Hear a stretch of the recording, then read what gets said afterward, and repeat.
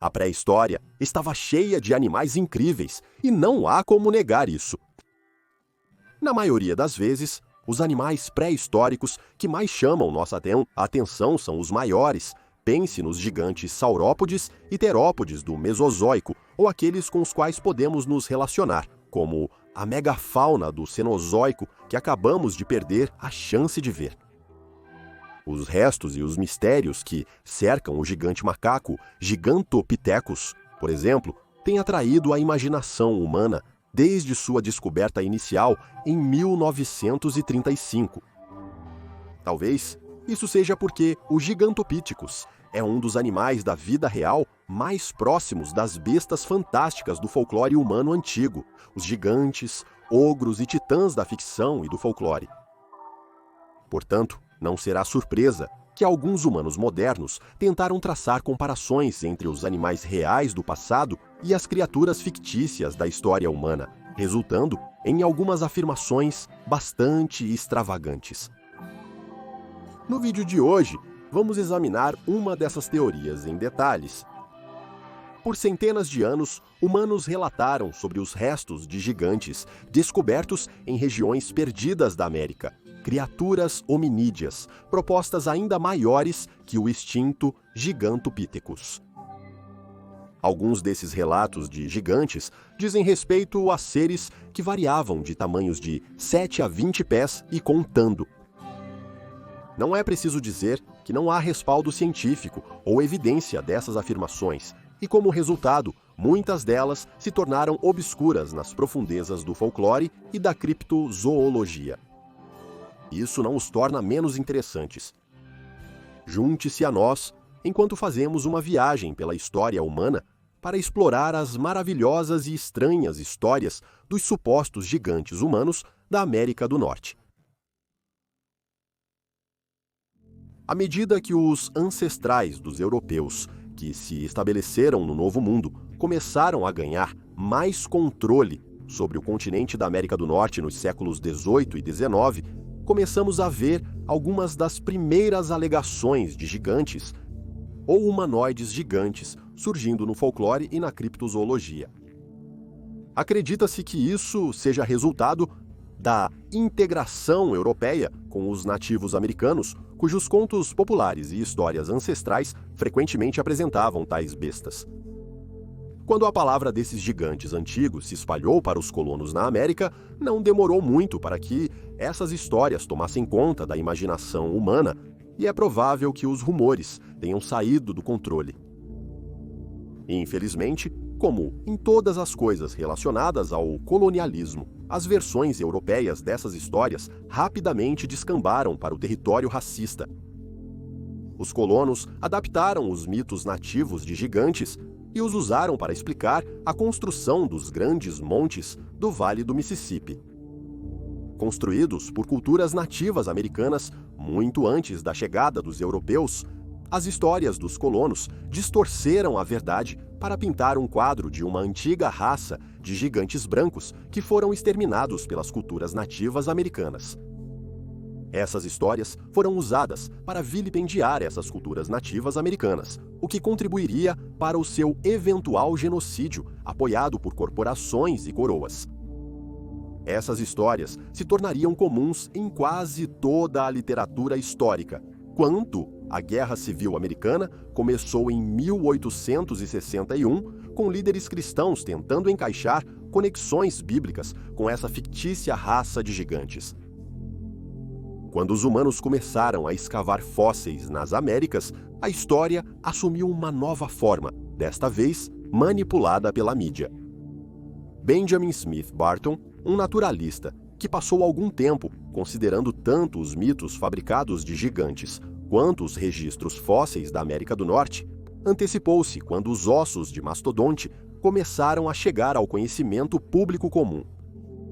Esses enormes parentes de mamutes e elefantes vagavam pelas planícies e tundras da América do Norte na época Pleistocena, e embora vivessem ao lado dos primeiros humanos, eles não tinham absolutamente nenhuma relação.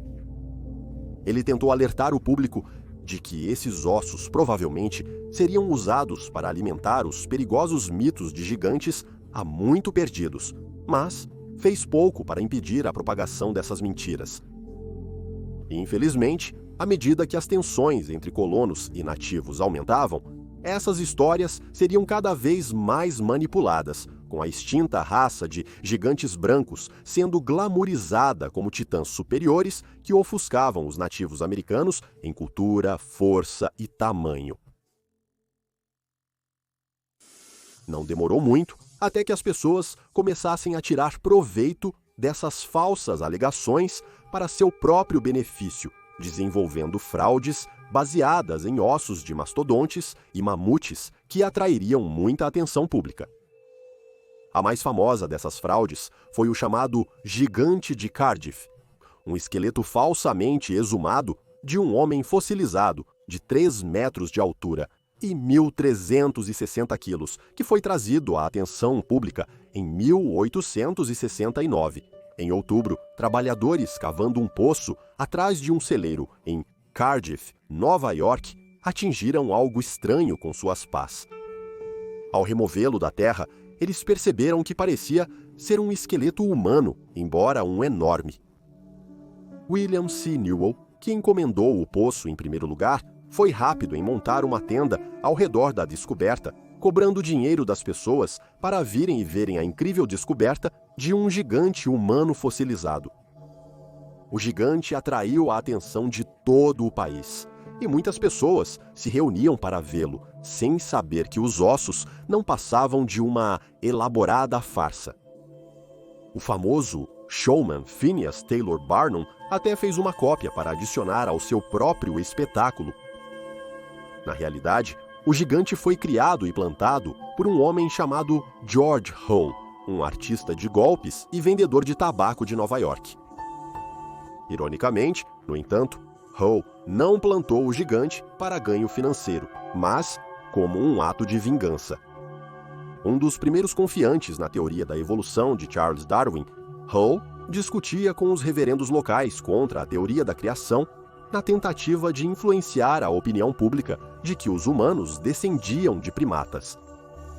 Especificamente, Hull criticava o Gênesis 6:4 da Bíblia, que faz referência a gigantes antigos.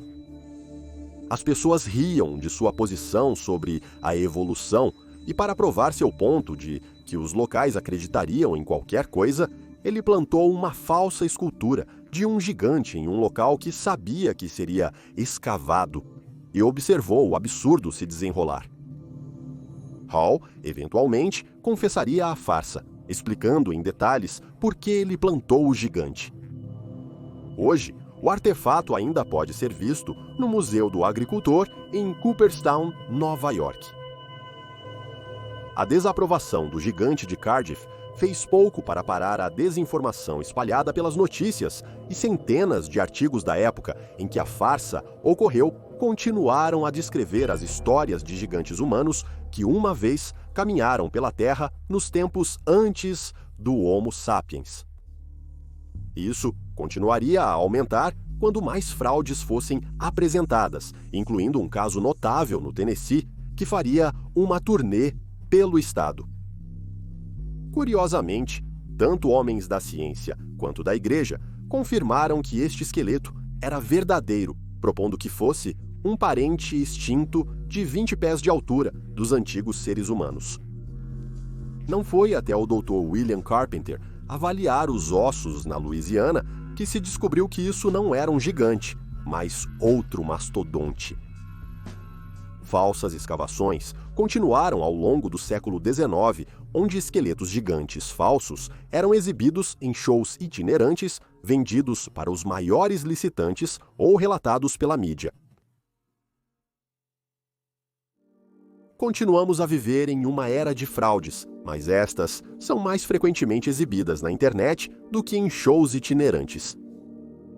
Vídeos granulados e fotografias distantes tornam difícil determinar exatamente o que está sendo mostrado nessas fraudes, e como resultado, muitas pessoas ao redor do mundo acreditam que criptídeos como o pé grande e seus supostos parentes vagam pelas florestas de pinheiros do noroeste do Pacífico.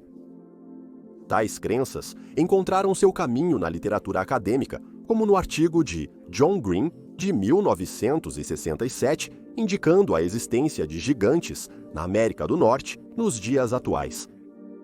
Ele cita pegadas humanoides massivas como evidência de que uma raça de gigantes humanoides ainda continua a existir no oeste da América do Norte até os dias de hoje.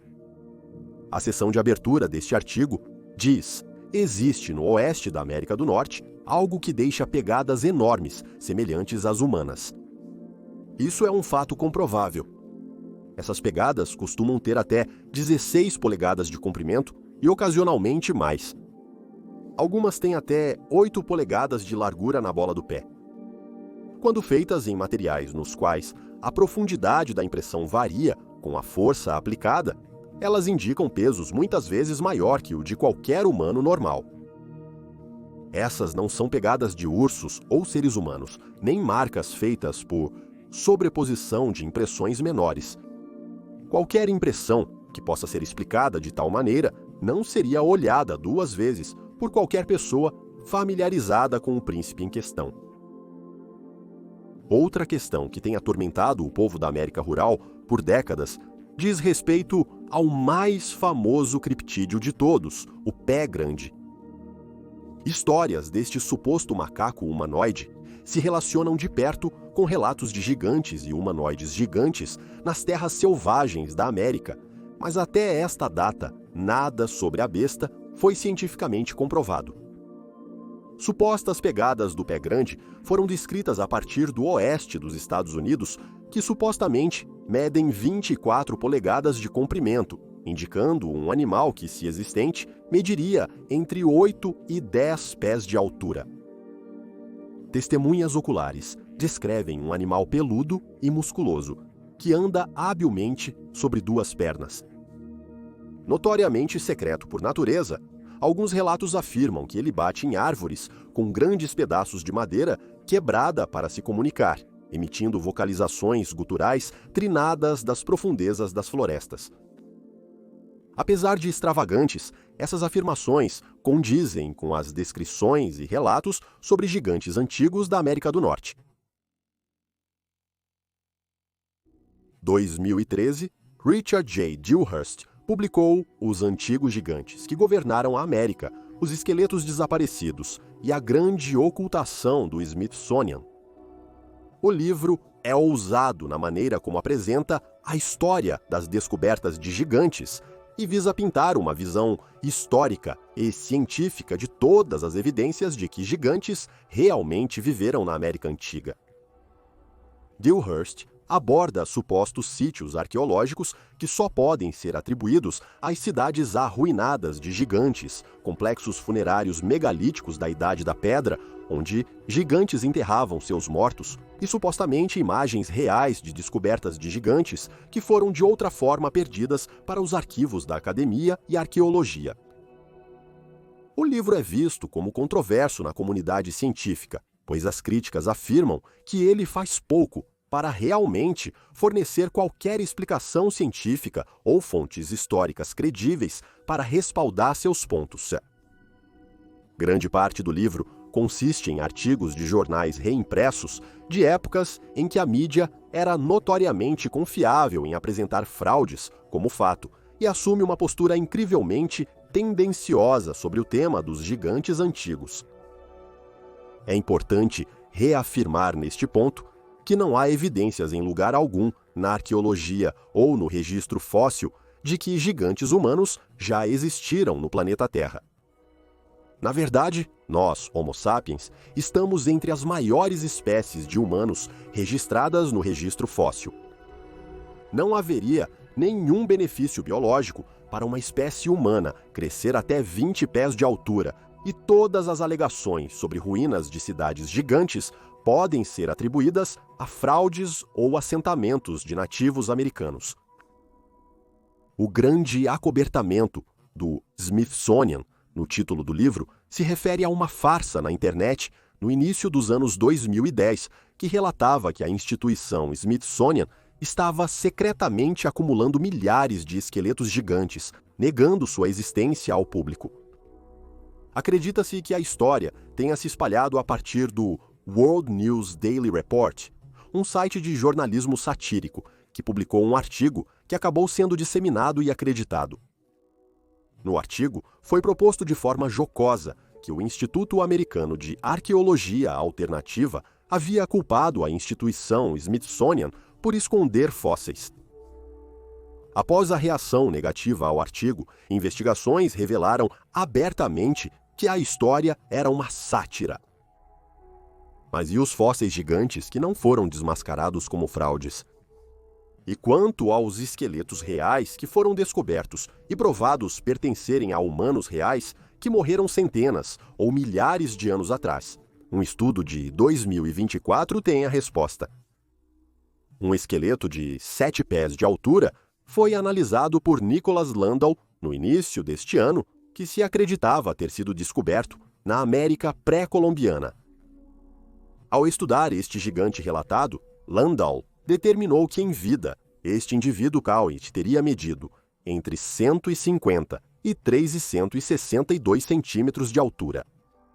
Ele parecia maior na morte, como resultado da desarticulação infligida aos ossos após anos de desgaste no chão. Mais pesquisas estão planejadas, mas esta é outra peça-chave de pesquisa que desmascara as alegações de que antigos gigantes uma vez vagaram pelas selvas da América do Norte. Vivemos em um mundo de informação constante e nem toda ela é confiável. De acordo com um estudo da Journalink, em 2019, por exemplo, 45% dos adultos, em uma pesquisa com 1.000 no Reino Unido, acreditam que encontram notícias falsas online todos os dias. Acredita-se que a desinformação tenha influenciado resultados eleitorais, conflitos em grande escala e agitação pública, com quase 50% dos adultos acreditando nas notícias falsas que encontram todos os dias. Em um mundo onde as notícias estão tão facilmente disponíveis de tantas fontes não confiáveis, é importante fazer sua pesquisa e não levar tudo o que você lê na internet ao pé da letra. Se as alegações de gigantes antigos parecem absurdas para você, provavelmente são mesmo. Não há, por mais decepcionante que seja, nenhuma evidência que sugira que uma espécie de gigante extinto já perambulou pela América Antiga, e as histórias e artefatos apresentados por pessoas que afirmam o contrário foram todos confirmados como falsos. Olhe então para os próprios registros fósseis. Animais como os Gigantopithecus, o colossal macaco que discutimos no início deste vídeo, não são menos maravilhosos do que os seres gigantes do folclore e da lenda, e eles certamente existiram.